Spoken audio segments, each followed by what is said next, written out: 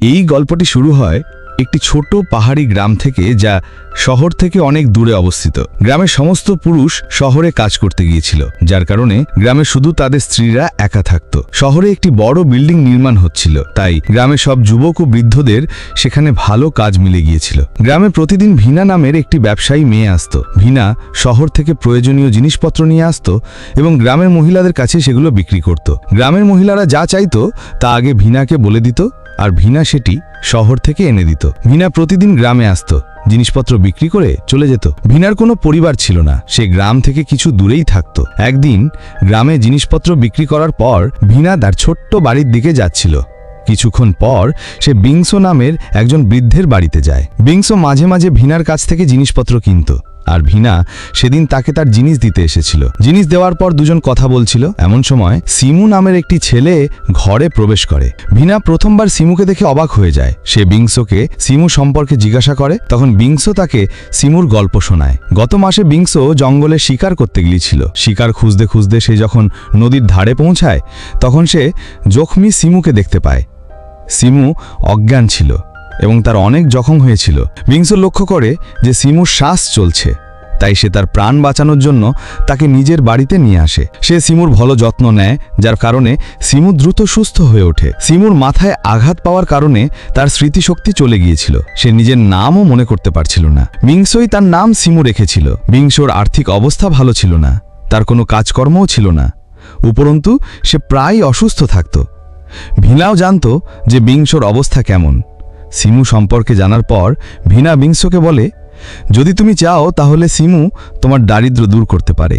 ভিনার কথা শুনে বিংসো অবাক হয়ে যায়। আসলে ভিনা জানত যে গ্রামের সব মহিলাদের স্বামীরা প্রায় 1 বছর ধরে শহরে কাজ করছে, যার কারণে সব মহিলারা একাকিত্বে ভুগছে। গ্রামের মহিলারা ভিনাকে অনেকবার বলেছিল যে তারা চায় ভিনা যেন শুধু জিনিসপত্র নয়, কোনো পুরুষেরও ব্যবস্থা করে যে টাকা নিয়ে তাদের একাকিত্ব দূর করতে পারে। ভিনা চেয়েছিল যে সিমু গ্রামের মহিলাদের একাকিত্ব দূর করবে এবং বদলে তাদের কাছ থেকে টাকা নেবে। ভিনার পরিকল্পনা শুনে বিংসো হতবাক হয়ে যায়, কারণ সে সিমুকে তার ছেলের মতো মনে করতে শুরু করেছিল। প্রথমে সে ভিনার কথা মানতে চায়নি, কিন্তু পরে ভিনার বারবার বুঝানোর পর সে রাজি হয়। বিংসোকে বুঝিয়ে ভিনা তার বাড়ি চলে যায়। এরপর বিংসো বাড়ির কাজ করতে থাকে। বিংসোর ওষুধ কেনারও টাকা ছিল না, যার কারণে তার স্বাস্থ্য ক্রমাগত খারাপ হচ্ছিল। কিছুক্ষণ পর বিংসো বিছানায় বিশ্রাম নিচ্ছিল, আর ভিনা সিমুর পাশে বসেছিল। সে এসেছিল সিমুকে বলার জন্য যে সে মহিলাদের একাকিত্ব দূর করে টাকা কামাতে পারে। বিংসো সিমুর প্রাণ বাঁচিয়েছিল, তাই সিমু টাকা কামিয়ে বিংসোর সাহায্য করতে চেয়েছিল। সিমুর কথা শুনে ভিনা বলে, আমি প্রথমে তোমাকে ট্রেনিং দেব, তারপর দেখব তুমি মহিলাদের একাকিত্ব দূর করতে পারো কিনা। এ কথা বলে সে প্রথমে সিমুকে ট্রেনিং দেয় এবং তারপর তার সাথে শুরু করে। ভিনার সাথে সিমুর এত মজা লাগে যে সে কয়েকদিন ধরে তার সাথে সময় কাটায়। কিছুদিন পর ভিনা গ্রামের মহিলাদের একটি ভিডিও দেখায়, যেখানে সে সিমুর সাথে সময় কাটাচ্ছিল।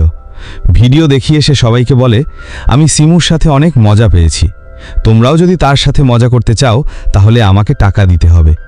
গ্রামের মহিলারা আগে থেকেই একাকিত্বে ভুগছিল, তাই তারা ভিনাকে টাকা দিতে রাজি হয়। যে মহিলা ভিনাকে টাকা দিত, সিমু তার বাড়ি গিয়ে তার একাকিত্ব দূর করত। ধীরে ধীরে ভিনা অনেক টাকা কামিয়ে ফেলে, কারণ সিমু অনেক মহিলার একাকিত্ব দূর করেছিল। ভিনা কিছু টাকা নিজের কাছে রাখত, আর বাকি টাকা সিমুকে দিয়ে দিত। এখন গল্প কিছু মাস পর শুরু হয়। সু নামের একটি মেয়ে তার স্বামী ভঙ্গের সাথে মজা করছিল। ভং মধ্যপথেই হেরে যায়, যার কারণে সু দুঃখিত হয়ে যায়। ভং ও অন্যান্য পুরুষদের মতো শহরে কাজ করত, কিন্তু সে আজ একদিনের ছুটি নিয়ে এসেছিল। 2 বছর আগে তার সাথে সুর বিয়ে হয়েছিল, কিন্তু সে একবারও সুর একাকিত্ব দূর করতে পারেনি। সে সুর কাছে ক্ষমা চেয়ে চলে যাচ্ছিল। এমন সময় পাশে বসে থাকা ভিনা তাদের দেখে ফেলে। দুজনের দুঃখিত চেহারা দেখে ভিনা সব বুঝে যায়। ভং যেমন শহরের দিকে যাচ্ছিল, ভিনা সুর কাছে আসে। সে তাকে বলে, আমি জানি ভং তোমার একাকিত্ব দূর করতে পারে না, আমি তোমাকে সাহায্য করতে চাই। আমার কাছে একটি ছেলে আছে যে তোমার একাকিত্ব দূর করতে পারে।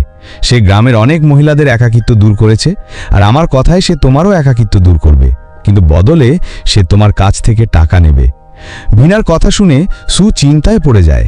সে সারা রাত সেই ছেলের কথা ভাবে যে টাকা নিয়ে তার একাকিত্ব দূর করতে পারে। পরের দিন সিমু ভিনার সাথে জঙ্গলে ছিল। ভিনা তার হিসাব করছিল। এমন সময় সুও তাদের কাছে চলে আসে। সুকে দেখে ভিনা বলে, আমি নিশ্চিত ছিলাম তুমি আমার কাছে আসবে।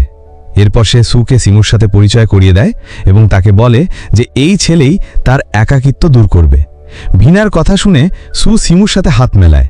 ভিনা সিমুকে বলে, সু গ্রামের সবচেয়ে সুন্দরী যুবতী মেয়ে, তোমাকে তারও একাকিত্ব দূর করতে হবে যাতে তার দুঃখ দূর হয়। এরপর সে সুকে বোঝায় যে সে সিমু সম্পর্কে কাউকে কিছু বলবে না। সু তাকে প্রতিশ্রুতি দেয় যে সে কাউকে কিছু বলবে না। দুজনের সাথে কথা বলার পর ভিনা চলে যায় আর সিমু সুকে গরম করতে শুরু করে। সু এই জায়গাটা পছন্দ করেনি, কারণ কেউ তাদের দেখতে পারে। সে সিমুকে এমন জায়গায় নিয়ে যায় যেখানে কেউ তাদের দেখতে পাবে না। সেখানে গিয়ে দুজন শুরু করে আর সিমু সুর একাকিত্ব দূর করতে থাকে। একাকিত্ব দূর করার পর দুজন বসে কথা বলে। কথোপকথনে সিমু সুকে সবব বলে দেয় কিভাবে বিংসো তার প্রাণ বাঁচিয়েছিল আর সে নিজের সম্পর্কে কিচ্ছু জানে না। সিমুর কথা শুনে সু অবাক হয়ে যায়। এমনি কথা বলতে বলতে সিমু তাকে বলে যে বিংসোর দারিদ্র্য দূর করার জন্যই সে গ্রামের মহিলাদের একাকিত্ব দূর করে। সিমুর কথা শুনে সুর তার উপর দয়া আসে আর সাথে সাথে তার প্রতি ভালোবাসাও জন্মায়। সুও তাকে নিজের সম্পর্কে বলে যে তার স্বামী তার একাকিত্ব দূর করতে পারে না। এমনি কথা বলতে বলতে দুজন খুব কাছাকাছি চলে আসে এবং একে অপরকে ভালোবাসতে শুরু করে। সু চায় যে সিমু তাকে নিয়ে শহরে পালিয়ে যাক, যেখানে সে নতুন জীবন শুরু করতে পারে। সিমুও সুকে ভালোবেসে ফেলে, কিন্তু সে বিংসোকে ছেড়ে যেতে পারে না। তাই সে সুকে অপেক্ষা করতে বলে। পরের দিন সিমু আবার গ্রামের মহিলাদের একাকিত্ব দূর করতে শুরু করে। এর সাথে সাথে সে সুর গুহায়ও সময় কাটাতে থাকে। সে গ্রামের মহিলাদের কাছ থেকে টাকা নিত, কিন্তু সুর একাকিত্ব দূর করার কোনো টাকা নিত না। দ্রুতই সিমুর কাছে অনেক টাকা জমা হয়। আর এমন সময় বিংসো এত অসুস্থ হয়ে যায় যে সে মারা যায়। বিংসোর মৃত্যুর কিছুদিন পর গ্রামের কিছু পুরুষ ফিরে আসে। কেউ তাদের বলেছিল যে ভিনা তাদের স্ত্রীদের সিমুর কাছে পাঠায় এবং বদলে টাকা নেয়। ভিনা পুরুষদেরকে শান্ত করার চেষ্টা করে, কিন্তু একজন পুরুষ এত রেগে যায় যে সে ভিনাকে মেরে ফেলতে চায়। নিজের জীবন বিপন্ন দেখে ভিনা পুরুষদের বলে, এসব কিছুই তোমাদের স্ত্রীদের ইচ্ছাতেই হয়েছে। তারা নিজেদের একাকিত্ব দূর করার জন্য আমার সাথে কথা বলেছিল, আর আমি সিমুর ব্যবস্থা করেছিলাম। এ কথা বলে সে তার ডায়েরি থেকে সেই সব মহিলাদের নাম পড়তে শুরু করে যারা টাকা দিয়ে সিমুর সাথে সময় কাটিয়েছিল। ভিনা লেগে গিয়ে সব মহিলাদের রহস্য ফাঁস করে দেয়, যার কারণে সব মহিলা হতবাক হয়ে যায়।